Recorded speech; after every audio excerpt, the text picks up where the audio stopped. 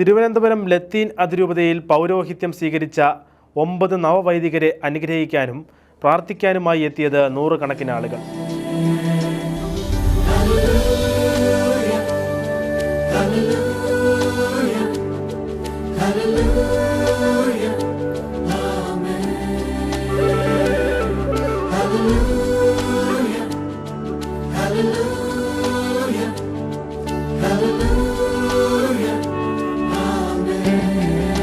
പാളയം cathedral ദേവാലയത്തിൽ നടന്ന ചടങ്ങിൽ തിരുവനന്തപുരം അതിരൂപതയുടെ ഇടയൻ archbishop doctor Thomas J നെറ്റോയിൽ നിന്നുള്ള കൈവെപ്പ് ശുശ്രൂഷ വഴിയാണ് ഈ നവവൈദികർ പൗരോഹിത്യത്തിലേക്ക് പ്രവേശിച്ചത്.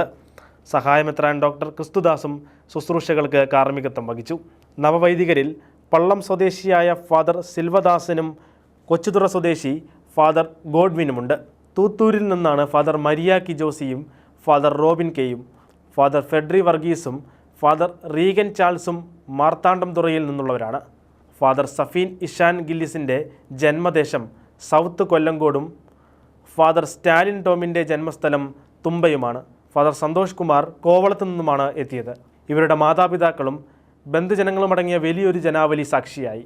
പരിഭാവനമായ പൗരോഹിത്യമാകുന്ന ഈ കൂദാശയെ മരണത്തോളം പ്രണയിക്കുവാനും അതിൽ വിശ്വസ്തരായിരിക്കുവാനും പ്രതിബന്ധങ്ങളെ ഈശോയെ കൂട്ടുപിടിച്ചുകൊണ്ട് പുഞ്ചിരിയോടെ നേരിടുവാനും ഇവർക്ക് കഴിയട്ടെ എന്ന് പ്രാർത്ഥിക്കാം.